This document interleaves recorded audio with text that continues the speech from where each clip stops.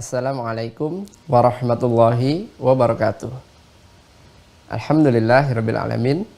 Wassalatu wassalamu ala Rasulillahil karim wa ala alihi wa sahbihi wa man wala, amma ba'd.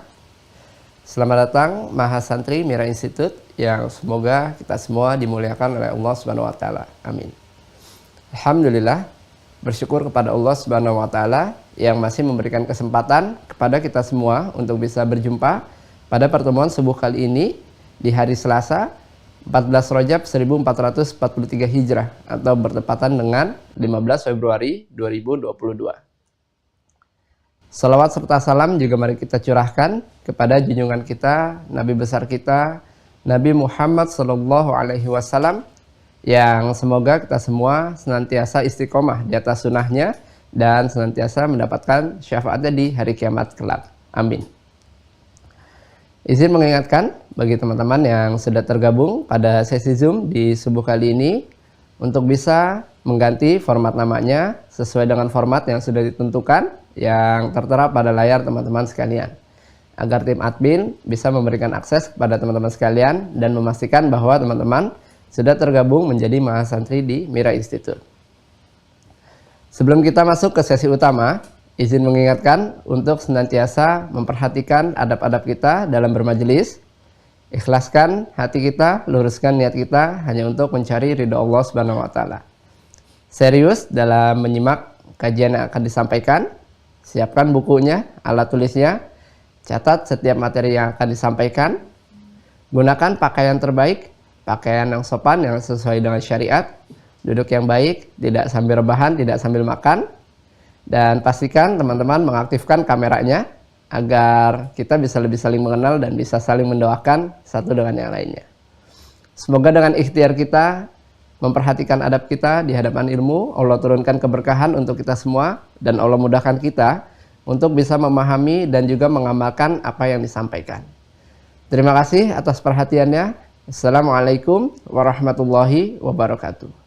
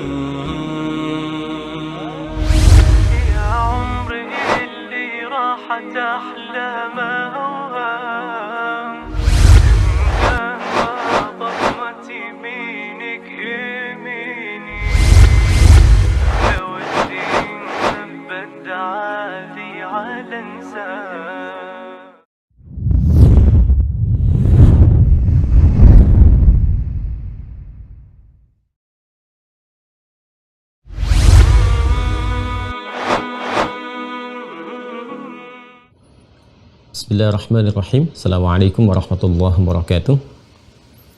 Alhamdulillahi rabbil alamin. Wassalatu wassalamu ala rasulillahil karim Nabiyyina Muhammadinil amin wa ala alihi wa sahbihi ajma'in wa ba'd.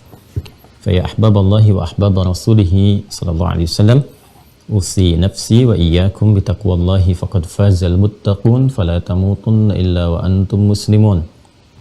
Faqala ta'ala Ya ayyuhalladzina amanu taqullaha haqqa tuqatih wa la tamutunna illa wa antum muslimun. Saudara-saudariku, bersyukur pada Allah Subhanahu wa taala kita kembali diberikan kesempatan untuk melanjutkan kajian kita. Semoga seluruh apa yang telah kita pelajari bersama diridhai, dirahmati, dan tetap dalam bimbingan Allah Subhanahu wa Ta'ala, sehingga mendapatkan pembelajaran yang benar, pemahaman yang benar, dan diringankan untuk mengamalkan apa yang telah kita pahami berdasar petunjuk dari Allah dan Rasulullah SAW. Kita bermohon kepada Allah semoga seluruh hamba Allah yang berkehidupan sampai detik ini namun belum beriman diberi kekuatan untuk beriman, bersyahadat sebelum wafat kembali kepada Allah Subhanahu wa Ta'ala. Dan semoga para pelaku maksiat diberikan kekuatan untuk bertaubat, memperbaiki berbagai aktivitas sehingga lebih bernilai mulia di hadapan Allah Subhanahu wa Ta'ala.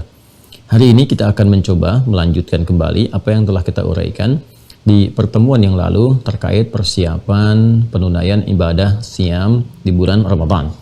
Kita telah mendapati pemahaman perbedaan antara saum dan siam yang kemarin telah kita uraikan, dan berkesimpulan bahwa bila yang dimaksudkan saum mencakup seluruh jenis makna menahan, termasuk puasa Ramadan, juga termasuk di luar makna puasa selain Ramadan, menahan apapun baik yang teratur ataupun yang tidak teratur. Umumnya terangkum, tercakup dalam kata saum. Jadi kalau Anda ingin mengatakan saum Ramadan pun benar.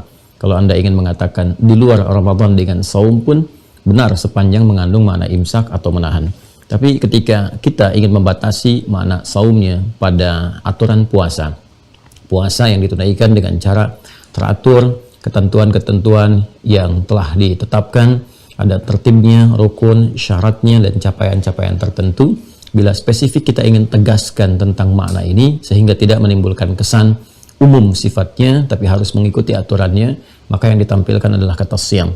Karena itulah Allah Subhanahu wa Ta'ala ketika mengenalkan kepada kita tentang kewajiban menunaikan berpuasa, kata yang digunakan, diksi yang dipilih menggunakan kata siam untuk memberikan penegasan dan memberi kesan bahwa puasa yang ditunaikan ada aturannya, ada ketentuannya, syarat dan kewajibannya, dan tidak memberi ruang sedikit pun bagi kita untuk asal dalam menunaikan puasa itu, bebas dalam menunaikan puasa yang dimaksudkan. Ini barangkali yang telah kita bahas di pertemuan yang lalu, dan sebelumnya kita telah juga menyampaikan alasan kita mengapa mesti berpuasa, baik secara nakliyah, nas, ataupun juga terkait dengan pemahaman logika kita, nalar kita. Sehingga terjawab apa yang kemudian menjadi pertanyaan kita, mengapa mesti berpuasa, kenapa nama puasanya menggunakan diksi siam, dan bahkan persiapan-persiapan menjelang penunaian itu sehingga keadaan kita terbuka menerima apapun yang diperintahkan saat menunaikannya, yang kita kenal dengan istilah tarhib itu. Sekarang kita akan masuk pada lanjutan dari pembahasan di pertemuan yang lalu. Bila telah terang tentang makna puasanya, kemudian juga dengan hal-hal terkait berkelindan dengan penamaan nama itu, maka kapan waktu menunaikannya? Kapan waktu menunaikannya? Allah Subhanahu wa Ta'ala kemudian memberikan keterangan dengan sangat rinci dari mulai waktu yang dihadirkan nama mengenai waktu itu sampai juga penjelasan kapan dimulai start puasanya itu berlangsung ketika waktu yang dimaksudkan itu tiba. Maka diturunkanlah Quran surah ke-2 Al-Baqarah ayat 185 kan? Ya, kita masih dalam rangkaian ya ayat puasa. Topiknya kita coba urutkan sehingga sistematika pembahasannya itu lebih runtut ya. Ini yang dimaksudkan. Jadi yang pertama sudah kita selesaikan tentang tarhib. Yang kedua tentang alasan mengapa berpuasa.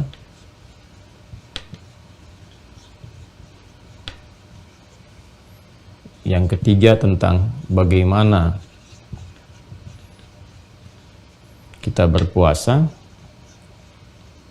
Ya, kita belum detailkan ini, kita baru sampaikan tentang diksi yang mengandung ketentuan sehingga tidak dikesankan bahwa bebas puasa seperti orang-orang dulu atau di sebagian non-muslim mengerjakannya. Nah, yang keempat kita masuki sekarang tentang waktu berpuasa. Waktunya puasa itu dilakukan atau dimulai. Ini yang kemudian menghadirkan bahasan dengan berpedoman kepada Quran surah kedua Al-Baqarah ayat 185. Baik. Ketika ayat 183, 184 kemudian diturunkan, ya ayyuhalladzina amanu kutiba alaikumusiyam, kan, kama kutiba alal ladzina min qablikum la'allakum tattaqun. Hai orang-orang yang telah menyatakan dirinya beriman pada Allah Subhanahu wa taala, mulai detik ini diwajibkan atas kalian menunaikan puasa. Seperti orang dulu juga pernah mendapati kewajiban itu, dan kita akan bahas nanti setelah kita tuntaskan bahasan yang poin 4 ini, siapa orang dulu yang dimaksudkan, bagaimana mereka berpuasa, kan? La'allakum tattaqun, agar dengan puasa itu diharapkan kalian bisa meningkatkan takwa kepada Allah Subhanahu wa taala. Nah, kemudian dari sini saja kemudian timbul pertanyaan, kapan puasanya, kan? Kapan puasanya? Lalu Allah Subhanahu wa taala memberikan jawaban. Ini sangat menarik. Saya ingin lekatkan dengan nama dulu, baru kemudian ke detail waktu. Diturunkan Quran surah kedua ayat 185 dengan menyampaikan Syahrul Ramadan. Syahrul Ramadan.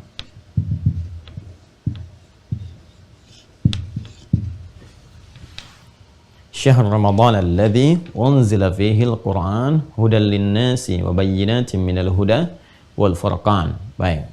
Dan seterusnya ayat. Ini yang saya garisi dulu di sini. Nah, menariknya, sebelum sampai ke fase Syahrul Ramadan ini, lalu diberikan pengantar pendahuluan dulu untuk melapangkan hati dengan ayat 184-nya. Di Quran surah kedua, ayat 184. Ya. Saya dahulukan ini untuk memberikan nanti penekanan dalam pembahasan. Tapi kemudian ketika ini saya tampilkan, saya tegaskan kembali ayat 184 untuk memberikan kesan ke lapangan sehingga kita mengerti suasana pada saat ayat ini diturunkan dan bagaimana hikmah syariat memberikan ketentraman dalam menunaikan ibadah. Baik, ketika orang bertanya kapan menunaikan puasanya, kan? Dan kapan ini pasti akan disusul dengan pertanyaan lain. Ya, berapa lama gitu ya? Kalau Anda misalnya diberikan kepada Anda nanti diinfokan nanti kita akan melakukan training, kan? Baik, baru sampai sini, kemudian Anda bertanya, kapan training itu dilakukan? Kapan daurahnya berlangsung? Saya katakan nanti peserta Mira kita akan daurah ya. Anda bertanya kapan Ustaz, gitu kan? Nah, setelah itu Anda akan susulkan berapa lama, gitu kan? Nah, itu selalu secara fitrah akan muncul untuk disampaikan, ditanyakan. Maka dua hal ini nanti oleh Allah Subhanahu wa taala langsung dihadirkan sebelum bahkan banyak orang mempertanyakan untuk memberikan kesan satu kemudahan dan kepastian penunaiannya. Jadi ada pasti waktunya, mudah menunaikannya. Di ayat 184 Allah Subhanahu wa taala memberikan satu keterangan yang sangat indah sekali dengan menyampaikan ayyaman ma'dudat. Ayyaman ma'dudat. Ayyaman ma'dudat. Masya Allah. Dan ini nanti akan jadi fitrah teman-teman sekalian. Ya, ini akan menjadi fitrah. Dan menariknya, ini nanti didahulukan untuk memberikan jembatan pemahaman pada waktu penunaian puasa itu yang berlangsung di bulan yang telah ditetapkan, yaitu dengan nama Ramadan, ya, Syahrul Ramadan. Ini didahulukan dulu, ayyaman ma'dudat. Ini menarik, Masya Allah. Ada orang bertanya, ya Rasulullah SAW, kan? Kapan puasanya? Berapa lama? Kan? Karena mereka kan baru terbiasa puasa pada masa itu dengan puasa khususnya yang Asyura itu. Ya, terbiasa dengan Asyura, kan cuma sehari itu. Asyura, kemudian Nabi juga terbiasa Senin, kan? Nah, kemudian Kamisnya ada Ayyamul Bid. Ayyamul Bid kan sudah sebelumnya sudah berjalan, gitu kan? Nah, sedangkan ketika ada ayat 183 di surah Al-Baqarah yang sifatnya wajib, ya bukan pilihan lagi, bukan sunnah lagi, ya sifatnya sudah wajib, sudah mengikat dengan segala hikmah yang ada di baliknya, gitu kan? Kan segala keistimewaan yang ditampilkan di balik ibadah yang dimaksudkan. Maka mulai banyak penasaran. Allah sampaikan, ya, ketika penasaran itu akan dimunculkan, ini apakah sama waktunya, apakah sama jumlah bilangannya? Maka Allah menghadirkan satu diksi, ya, dan membentuk satu keterangan dengan membangun kebiasaan mereka yang berpuasa dulu. Ya, jadi kalau sebelumnya mereka puasa kan di Asyura, gitu kan? Ya, Asyura. Kemudian puasa-puasa yang sifatnya harian-harian terpisah, gitu kan? Nabi membiasakan puasa Senin, ya kan? Ya. Kamis misalnya. Terus ada ayyamil bid. Ayyam al-bid, itu kan? Yang ini sifatnya sehari, kan? Jumlah bilangannya ini juga 1 hari saja Senin. Ini 1 hari saja. Ini ada 3 hari, ada ke-13, 14, 15, itu kan? Baik. Jadi ringan ditunaikan cuma sehari, itu kan?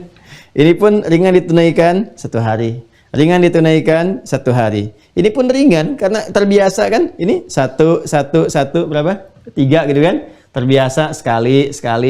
Dikasih 3 kali pun nggak ada masalah. 1 kali, 2 kali, 3 kali. Masih bilangan jumlah hari. Bilangan jumlah hari. Maka ketika Allah menghadirkan keterangan waktu penunaian ibadah puasa di bulan Ramadan pun itu dimulainya dengan ayyam, beberapa hari saja. Kemudian ma'dudat, yang terhitung. Ya, yang kau bisa hitung. Nah, ini menarik. Kenapa diperkenalkan dengan beberapa hari yang bisa dihitung, ya kan? Hari-hari yang dihitung untuk memberikan kesan kelapangan dalam menerima. Jadi bayangkan kalau orang baru pertama kali menerima langsung misalnya sebulan penuh, ke hati kan tertangkapnya bagaimana tuh? Ya, yang biasanya puasanya cuma sehari, gitu kan? Sehari, 3 hari paling banyak begini, tiba-tiba datang kewajiban sebulan. Ya, jadi diterima dalam hatinya itu agak sulit rasanya menghadirkan kelapangan secara langsung, ya. Tapi bagaimana uslub dalam Al-Qur'an, gaya bahasa Al-Qur'an sekaligus juga jalan memberikan hikmah kepada hamba-hamba Allah untuk menerima segala tuntunan syariat dengan lapang. Maka diperkenalkan kalimatnya dengan ayyaman ma'dudat, beberapa hari aja, dan kau nanti akan menghitung. Ini sudah jadi fitrah nih. Makanya orang masuk Ramadan sudah mulai ngitung ya. Dulu kalau iklan-iklan puasa itu kan tinggal 3 hari lagi gitu. 10 hari lagi itu. Ya, ada iklan pasta gigi, iklan macam-macam tuh. Itu selalu di ujungnya ditutup dengan kalimat 20 hari lagi, 10 hari lagi. Emang fitrahnya begitu. Ngitung-ngitung tuh. Nah, ini sudah dikasih kesan. Jadi ayyama, beberapa hari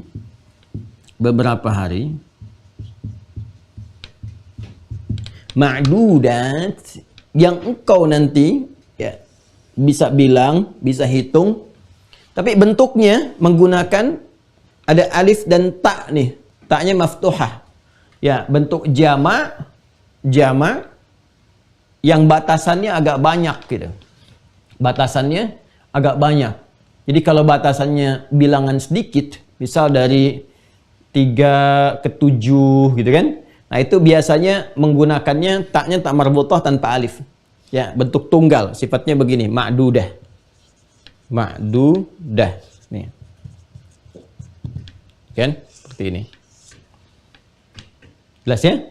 Nah, jadi kalau Anda nanti sifat ayyam, kemudian diikuti dengan seperti ini, ma'dudah gitu kan? Ini taknya tak marbutah, ini menunjukkan bahwa hari yang dibilangnya itu bilangannya sedikit. Ya, bisa batasannya sedikit, mungkin 3, 7 gitu kan. Nah, sampai di situ saja. Ya, contoh kita lihat di Al-Qur'an saja. Quran surah kedua Al-Baqarah ayat 80. Quran surah 2 Al-Baqarah ayat 80. Jadi ada orang-orang Yahudi itu pede, ya. Nanti di ayat lain mereka mengatakan mereka itu adalah kekasih Allah, kan nahnu abna'ullah wa ahibba'uh gitu kan. Ya, mereka adalah kekasih Allah dan yang paling dicintai oleh Allah Subhanahu wa taala. Ya, itu ada klaim sepihak. Ya kan? Nah, karena klaim sepihak ini kesimpulannya salah. Nah, ini seringkali premis yang keliru ya melahirkan kesimpulan yang salah.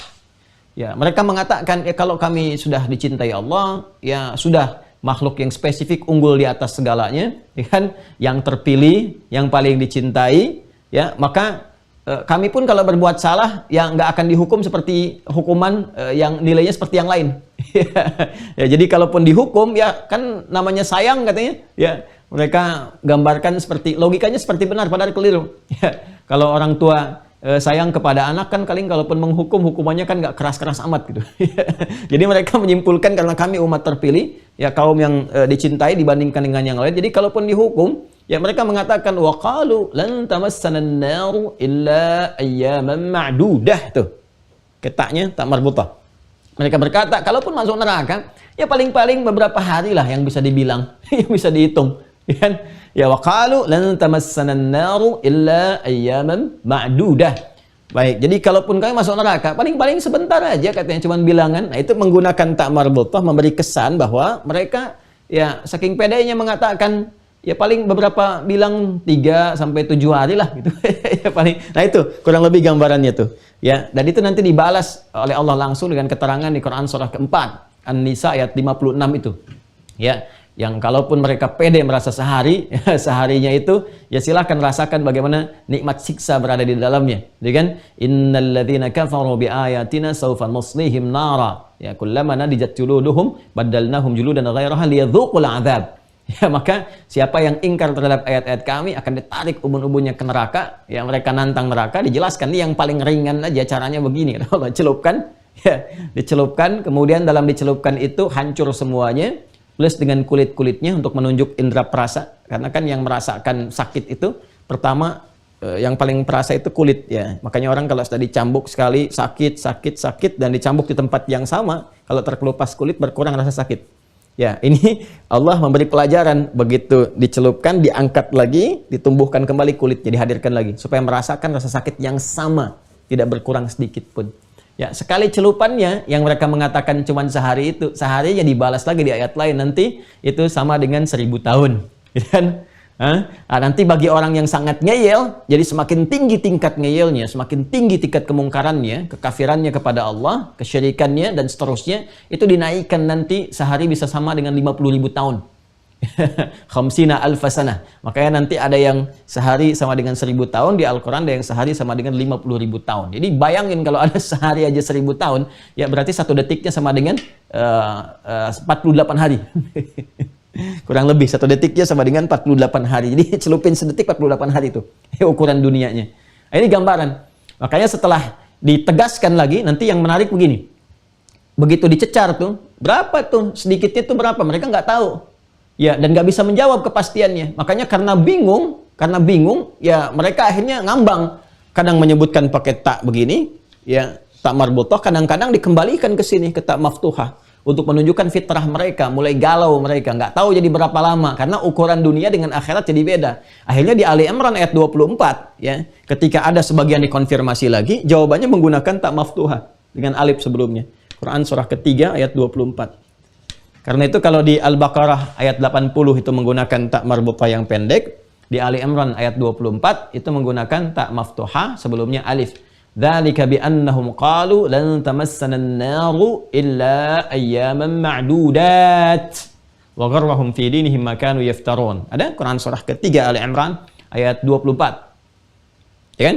Nah, kan itu redaksinya mirip-mirip kan? Yang ini waqalu Al-Baqarah 80, yang ini dzalika bi annahum qalu. Makanya ini menunjuk pada satu umat yang sama tapi dengan faksi atau kelompok yang berbeda. Jadi ada yang pede ketika dicecar lagi tahu hukum langit dimensinya beda dengan dunia, maka mereka mulai bingung. Ya, jadi mereka nggak bisa menentukan berapa lama gitu ya.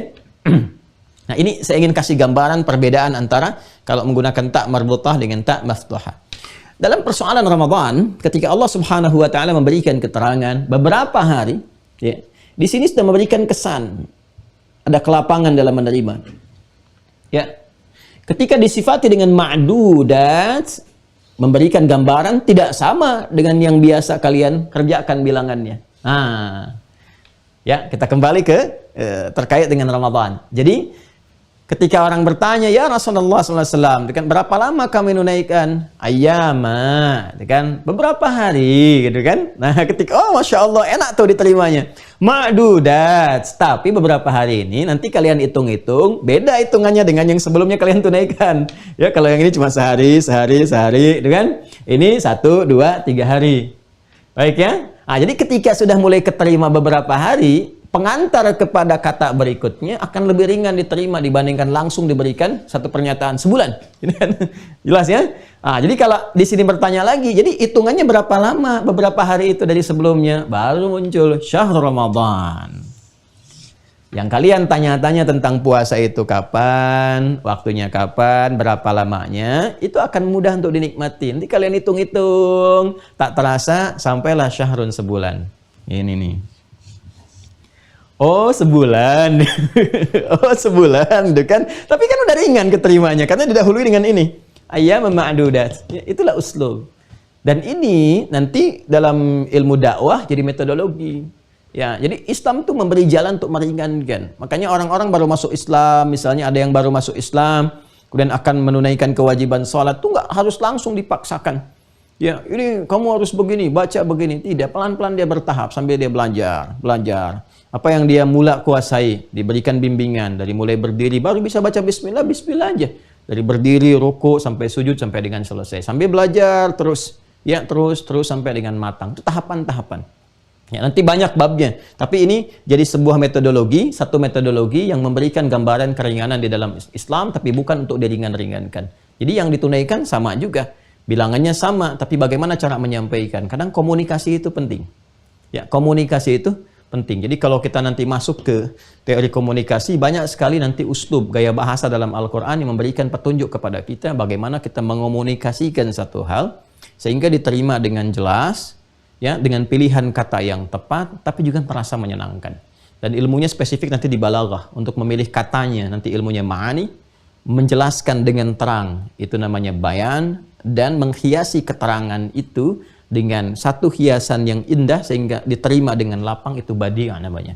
Badi'ah, ya. Nanti ada yang sifatnya misalnya apresiasi tentang kekaguman yang mengesankan sebuah pujian sehingga melahirkan suasana cair yang indah. Ada yang sifatnya nanti menerangkan, misalnya ada satu jenis kesalahan tapi dengan cara yang nyaman sehingga tidak merasa dipersalahkan. Ada babnya tersendiri. Baik. Teruskan ya. Nah, ini selesai ya sampai di sini karena kita bicara baru waktu dulu. Ayyaman ma'dudat, beberapa hari yang kalian bisa bilang, kalian bisa hitung. Jadi kalau ada yang menghitung Ramadan, itu sudah fitrahnya memang begitu. Ya, berarti benar Qur'annya. Sampai ada orang bikin kalender Ramadan. Mulai menghitung. Yo, sekarang udah mau muncul ya. Kalender Ramadan kan udah mulai dibikin tuh. Ya. Jadwal imsakiyah. Tapi unik juga ya, kalau jadwal imsak kan jadwal puasa harusnya. Kan imsak kan artinya puasa. Tapi yang muncul jadwal sholat. Pernah lihat gak jadwal imsakiyah tuh? Imsakiyah subuh sampai dengan isya dan seterusnya gitu ya. Pernah lihat gak nanti jadwal imsakiyah? Kan harusnya kan imsak itu kan artinya puasa. Kan kita bahas kemarin. Al-imsaku fil lughati bima'na as-shaum was-shiyam. Jadi saum, siam sama dengan imsak. Jadi kalau jadwal imsak itu seharusnya kalender puasa. Kapan dimulainya puasa, pedomannya apa, ketentuannya bagaimana, jam berapa dimulai tarawih untuk wilayah tertentu dan seterusnya. Tapi nggak apa-apa lah, karena patokan dasarnya kan dari sholat, itu nggak ada masalah. Ini ya teman-teman ya, jadi ini gambarannya. Lalu kita masuk ke sini. Apa itu syahr? Apa itu Ramadan? Kalau mau jawaban singkat, sederhana. Syahr, bulan. Ramadan, ya Ramadan. Jadi kalau kita mau ambil tafsiran cepat, versi terjemahan, kita katakan, ya udah, ayyam ma'dudat, yaitu dilakukan di bulan Ramadan. Di bulan Ramadan.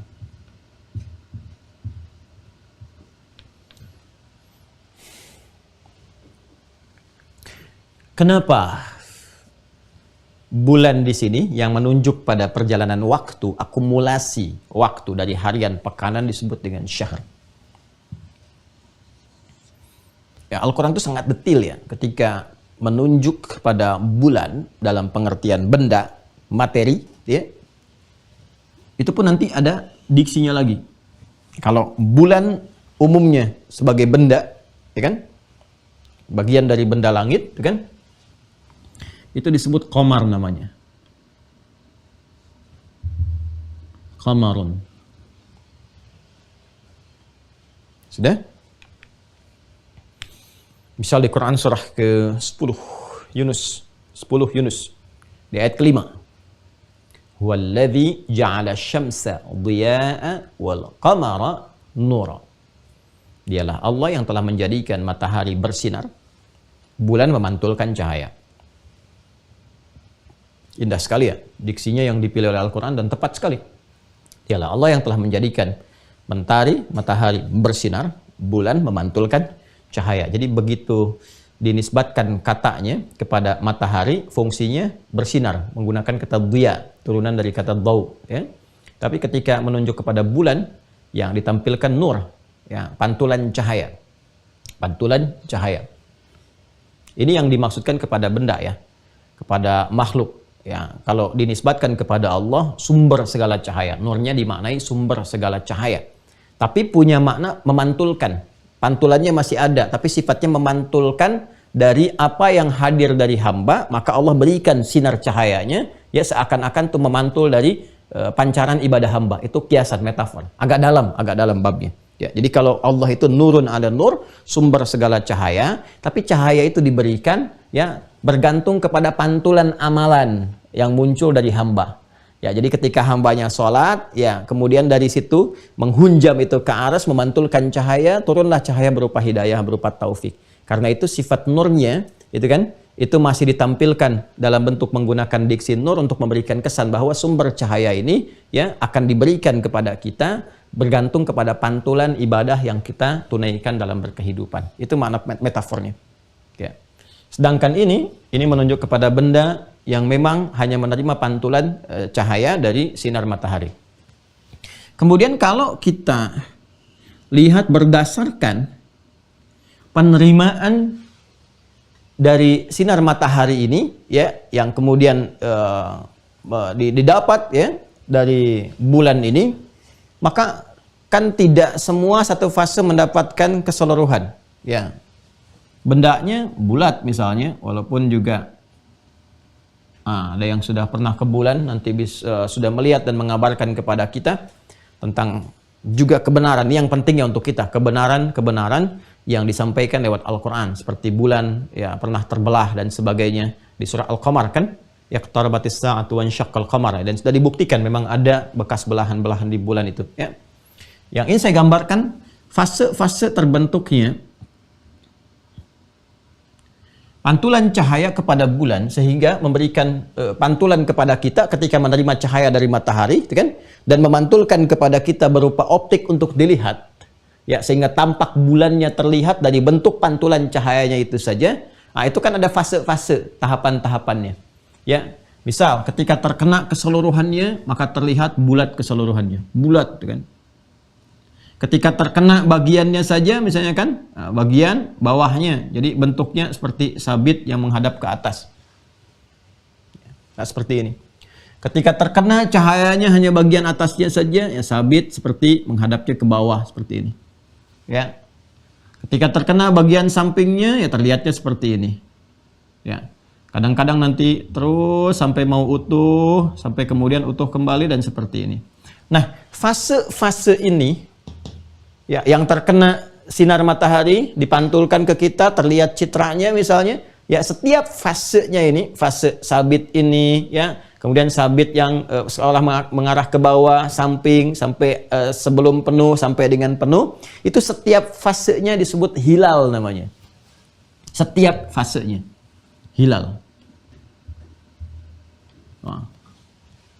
Hilal, bentar lagi dicari tuh, ya. Kurang lebih sebulan lagi nih, banyak dicari, ya. Nah, nanti ini setiap fasenya disebut hilal, ya. Makanya ketika di awal Ramadan itu kita menyebutnya hilal awal Ramadan, yang menjadi penanda awal bulan itu tiba, ya. Hilal. Jamaknya gabungan dari semua itu yang menghimpun semua fase. Kalau kita ingin menyebutkan fase 1, 2, 3 terus ya keseluruhannya, itu jamaknya disebut dengan ahillah namanya. Ahillah. Kita turunkan ilmunya dulu ya supaya paham. Hilal jamaknya ahillah.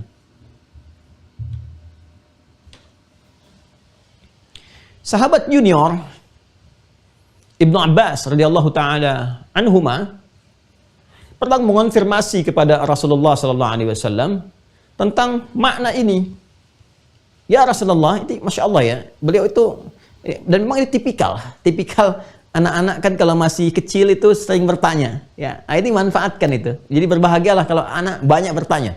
Ya, banyak bertanya pada sesuatu yang boleh jadi melahirkan pengetahuan baru dan perluasan wawasan. Apa itu fungsinya? Apa maknanya ya Rasulullah? Bulan itu kok kelihatannya berubah-ubah, ya, maka langsung turun ayat menjawab pertanyaan Ibnu Abbas ini. Masih kecil tuh bertanya, tapi turun wahyu untuk menyampaikan. Ya, yas'alunaka 'anil ahillah. Quran surah kedua Al-Baqarah ayat 189 itu. Ya, yas'alunaka 'anil ahillah. Mereka banyak bertanya kepada Muhammad sallallahu alaihi wasallam ya, mengonfirmasi tentang fase-fase perubahan bulan. Qul hiya mawaqitu lin-nasi wal hajj. Infokan kepada mereka Muhammad sallallahu alaihi wasallam bahwa perubahan-perubahan fase bulan itu bisa dijadikan sebagai acuan untuk penanda atau penetapan waktu.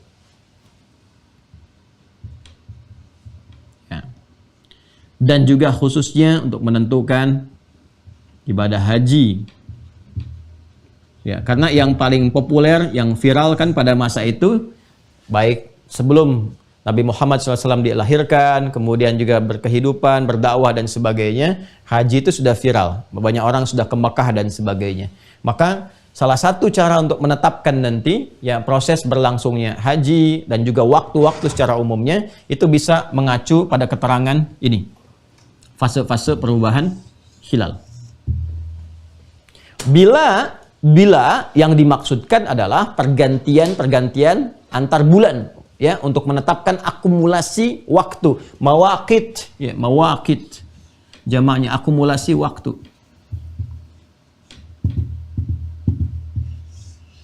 Nah, waktu itu dari bahasa Arab asalnya ya, dari bahasa Arab.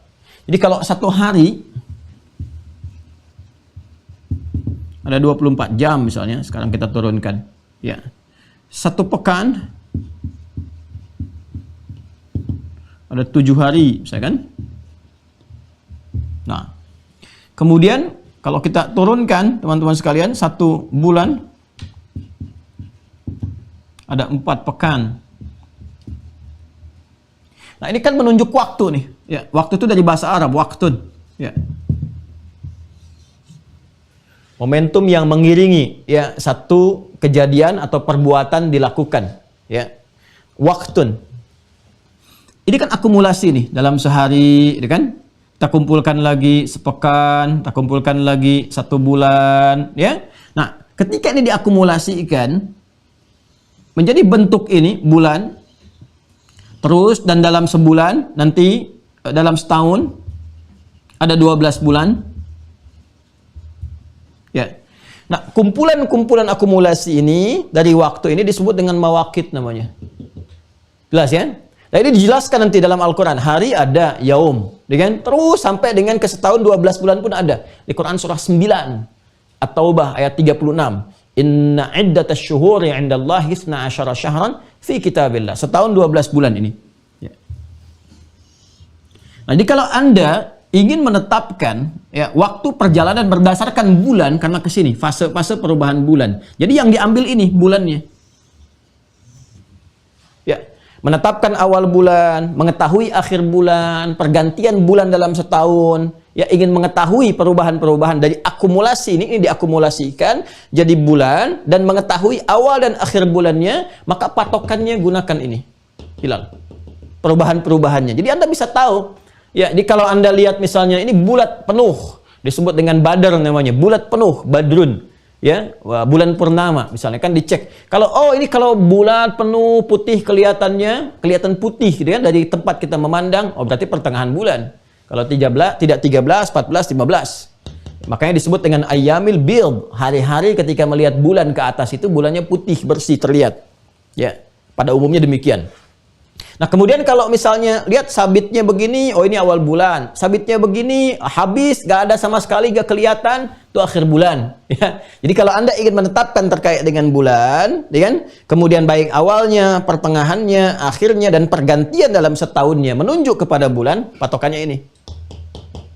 Termasuk juga menetapkan awal mula ibadah haji yang memang sudah viral, sudah terbiasa masyarakat menunaikannya. Jadi patokan dalam berkehidupan. Ini, ya. Berbeda dengan kalau kita akan menentukan masa-masa dalam hari ini.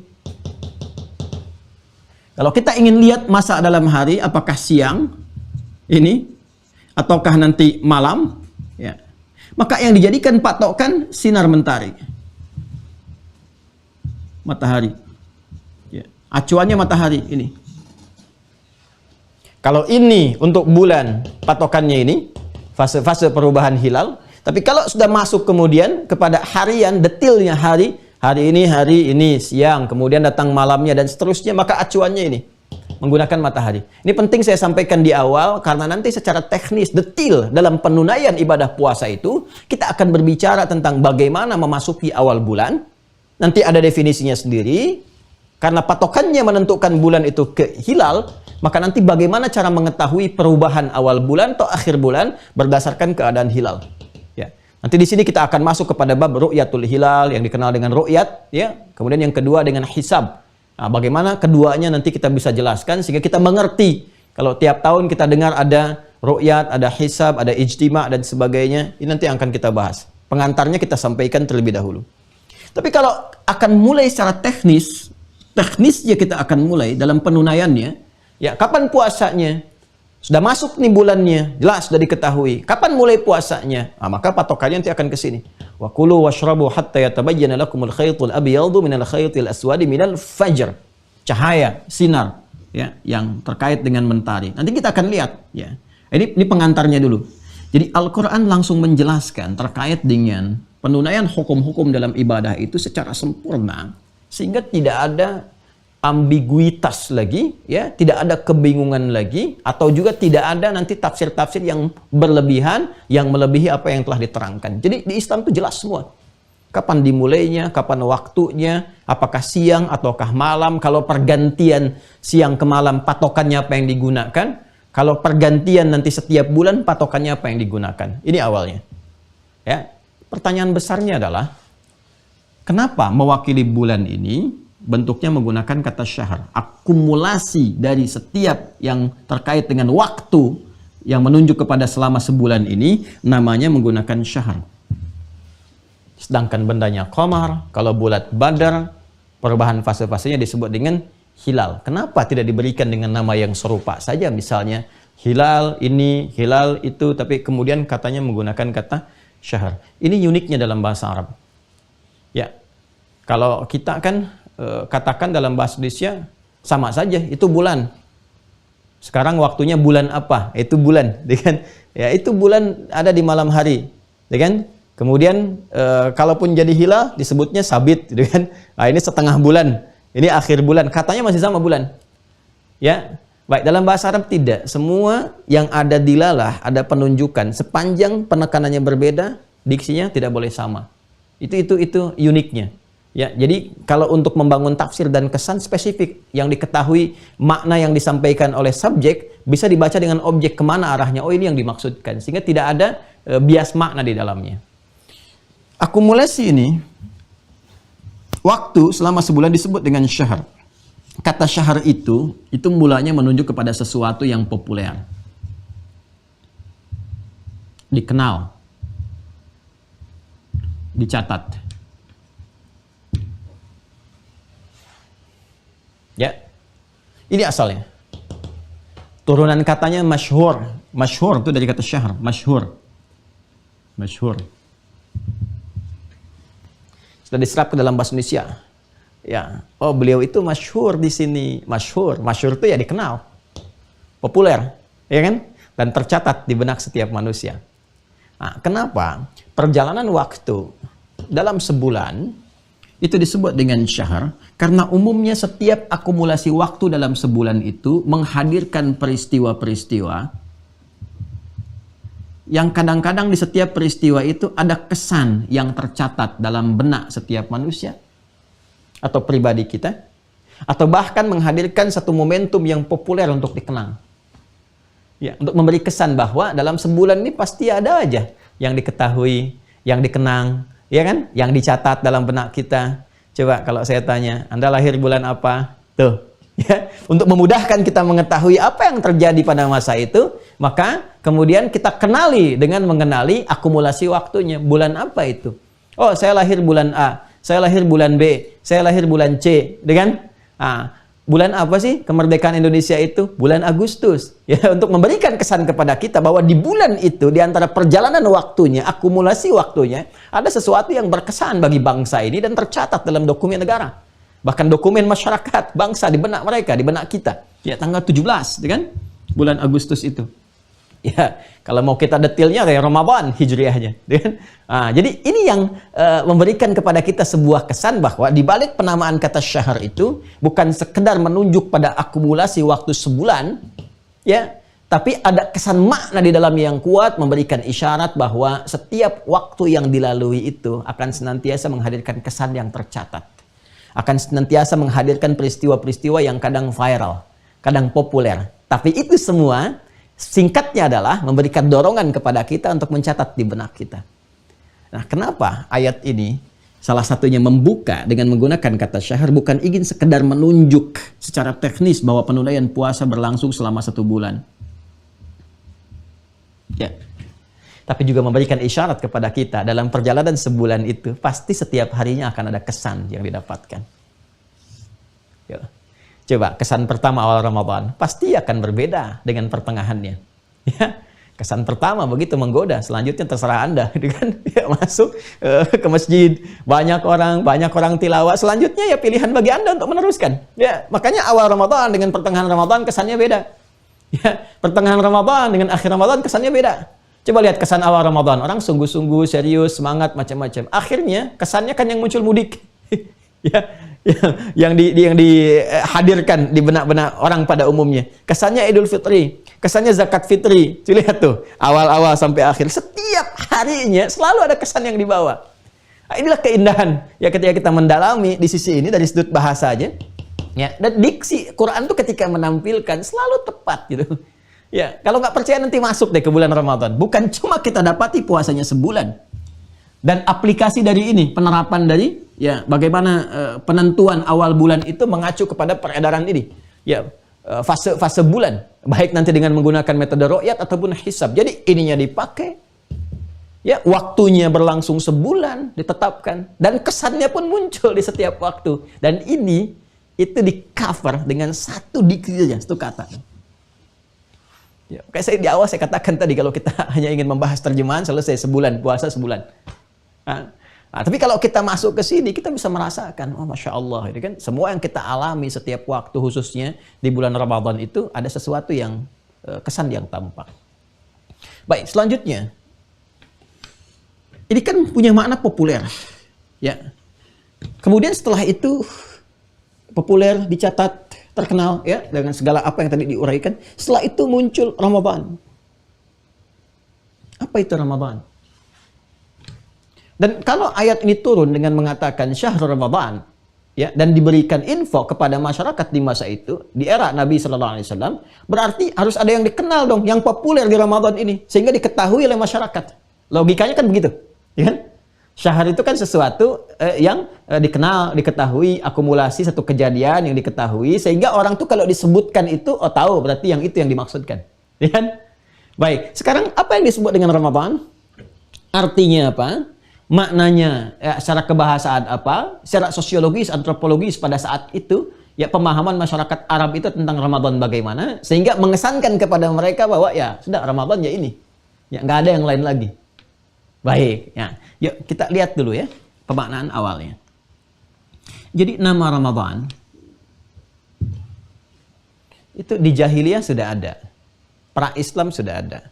Ya, saya sering sampaikan kepada Anda, seperti guru kami mengajarkan juga, ulama-ulama kita, bahwa segala hal tradisi yang baik yang sudah ada, yang mendukung kepada hajat hidup, berkehidupan, dan tidak bertentangan dengan syariat, itu malah Islam mendorong, ya, melestarikan, dan mengisi, mempertahankan dengan memberikan pedoman-pedoman baik. Jadi Islam tidak anti dengan kemajuan, ya, Islam tidak anti dengan kreativitas, kreasi-kreasi yang baik. Tapi bagaimana kreativitas itu melahirkan maslahat bagi hajat berkehidupan manusia. Ya, hajat hidup orang banyak. Nah itu dijaga. Bagaimana bisa berkeadilan, berkemajuan dengan tetap berkeadilan. Dan berkemaslahatan. Ada nilai maslahatnya. Jadi agama itu memberikan pedoman supaya semua nilai interaksi dalam berkehidupan punya maslahat. Ya, kalau dia terlihat maju tapi merusak, ya, maka agama akan datang memberikan perlindungan. Ya, ini dijaga kehormatan. Kalau diteruskan bisa rusak tatanan kehidupan. Ya, penjagaan untuk menjaga kehormatan itu disebut haram, hukum haram namanya. Di haram itu dihadirkan untuk menjaga. bukan ingin meruntuhkan status atau kemuliaan tertentu seperti yang pernah saya sampaikan dahulu. Jadi kalau sekarang ada kemajuan teknologi bagi Islam biasa saja. Dari dulu juga kemajuan sudah muncul, ya. Tapi bagaimana hukum didatangkan untuk bisa memberikan jalan kemaslahatan. Itu cara berpikirnya, ya. Nah, ini juga di masa-masa pra-Islam sudah ada. Ya, kemajuan dalam menetapkan, memberikan nama, istilah, dan sebagainya, termasuk melekatkan nama-nama akumulasi waktu dalam sebulan yang berjalan selama setahun. Jadi orang-orang Arab pada masa itu, ya di Jazirah Arab juga, itu sudah mereka memiliki nama-nama bulan dalam setahun. 1, 2, 3, 4, 5, 6, 7, 8, 9, 10, 11, 12. Ya. Yang biasanya mereka tetapkan nama-nama bulan ini berdasarkan peristiwa yang viral, yang populer, yang marak pada saat itu, yang mudah untuk dikenal. Jadi orang Arab itu simple, orang-orang dulu tuh. Ada peristiwa apa? Nah, itulah yang paling dikenal masyarakat pada umumnya di Jazirah. Jazirah itu kan 5 wilayah yang pernah saya sebutkan. Ya, wilayah Hijaz pada masa itu masih mencakup Mekah, Madinah, kemudian Taif. Kemudian ke Yaman, ya, antara Yaman dengan Hijaz itu ada Tihama. Kemudian nanti Yaman ke arah Najd ada Yamamah, kemudian Najd. Jadi Hijaz 1, Tihama 2, Yaman 3, Yamamah 4, Najd 5. Terus tinggal perbatasan-perbatasan. Ya, ke utaranya nanti di situ ada Syam, ya, Syam dari kata Syamal. Ya, Syamal Jaziratul Arab, bagian utaranya itu akan ditemukan nanti wilayah-wilayah itu ada Palestina, Yordania sampai ke Syria dan seterusnya. Ya, kemudian nanti ke atasnya sedikit itu ada Irak, ya, wilayah lamanya Babilonia, nanti ada Persia, geser sedikit ke kanan ada Iran, kemudian bertemu dengan Teluk, ke bawahnya nanti ada Oman, ya. Dan ke kanan ke sebelah sininya, kalau mau diteruskan terus sampai dengan ke bawahnya, nah kita akan temukan nanti banyak hal-hal juga yang indah dengan perbatasan-perbatasan yang kita kenal dengan Sudan misalnya dan turunan-turunannya sampai ke Mesir dan seterusnya. Nah, ini teman-teman sekalian, di wilayah Jazirah Arab yang tadi saya sebutkan 5 wilayah itu mereka simpel aja.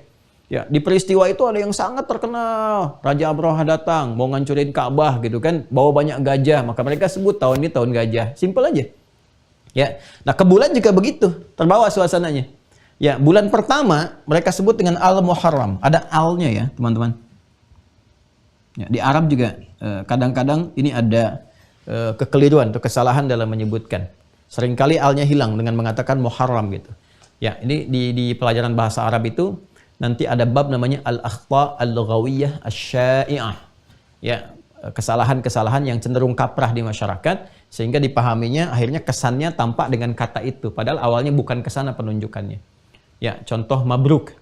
Ya, mabruk, alfa mabruk, alaika mabruk gitu kan. Mabruk itu asalnya unta duduk.